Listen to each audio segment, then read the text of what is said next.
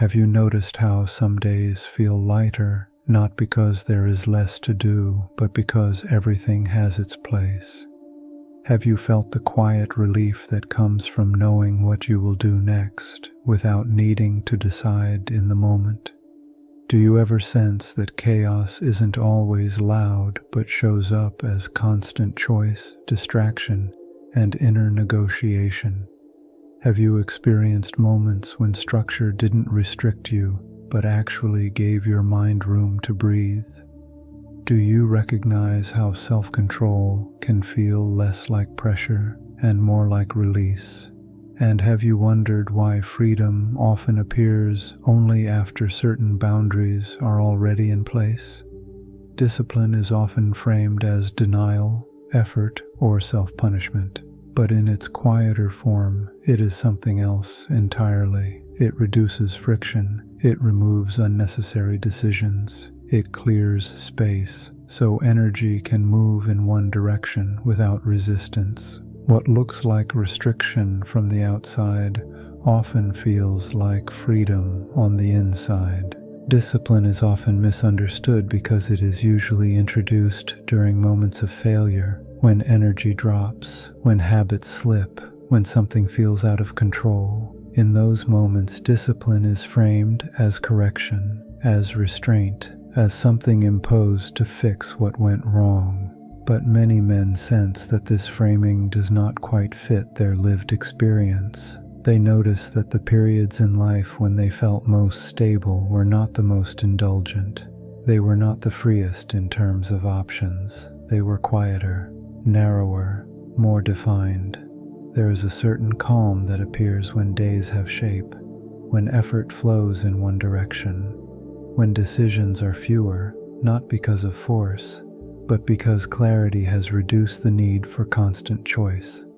This calm is not excitement, it is not motivation, it is not intensity, it is relief, and that relief is often mistaken for restriction, when in fact it is something else entirely.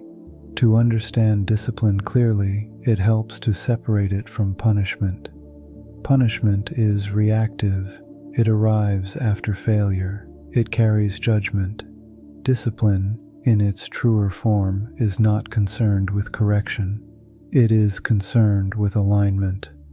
When a man lacks discipline, his energy does not disappear. It scatters. Desire pulls him in multiple directions at once. Attention fractures. Small decisions accumulate until they feel heavy, not because any one choice is difficult, but because there are too many of them.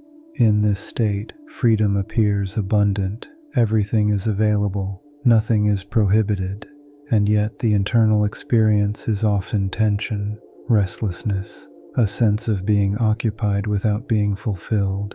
Discipline alters this landscape quietly. It does not remove desire, it gives desire a container. When boundaries exist, energy no longer leaks into every impulse. It gathers, it becomes usable.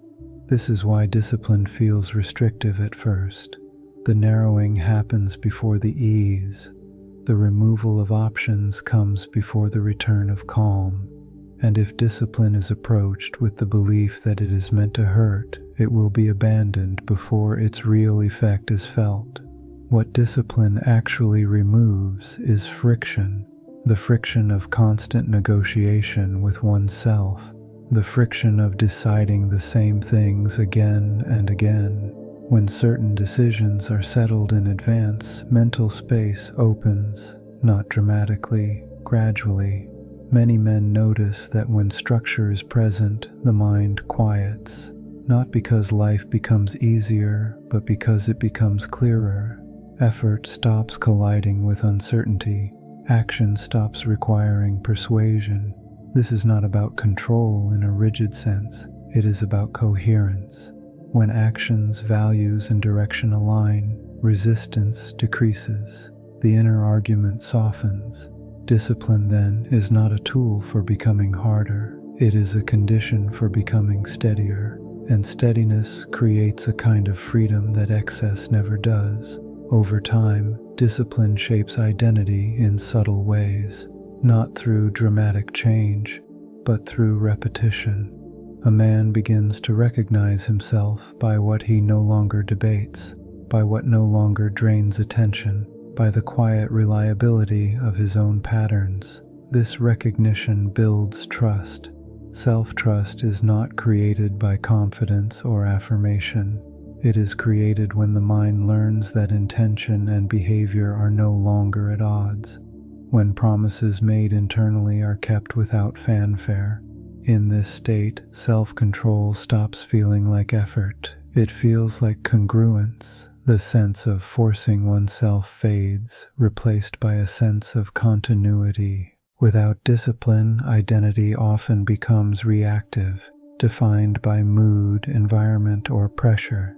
With discipline, identity becomes directional, defined less by emotion and more by orientation. This does not make life rigid, it makes it navigable.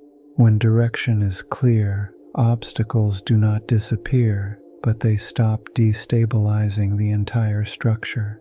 A man can absorb difficulty without losing his sense of center. Freedom here is not the absence of constraint, it is the absence of inner chaos. It is the ability to move through days without constant self-interruption. Many men discover that the more disciplined their lives become, the less they think about discipline at all. It recedes into the background like a well-built foundation, invisible, supportive, unquestioned. What remains is space. Space to think, space to focus, space to rest without guilt and work without resistance. This is not self-denial. It is self-organization. An organization, when internal, creates a calm that no amount of external freedom can replicate. Discipline does not ask a man to become smaller. It asks him to become clearer. It does not demand suffering. It removes unnecessary strain. When understood this way, discipline stops feeling like a sentence and starts feeling like a release. Not dramatic, not inspiring, simply stabilizing. The freedom it offers is quiet. It does not announce itself. It is felt in the absence of noise, in the steadiness of attention, in the relief of not negotiating with oneself all day. This freedom does not come from doing more. It comes from doing fewer things with less internal resistance, from choosing a direction and allowing the rest to fall away without resentment. In the end, discipline is not what limits life. It is what allows life to move without friction, and that movement, unforced and aligned, is where a deeper freedom quietly settles.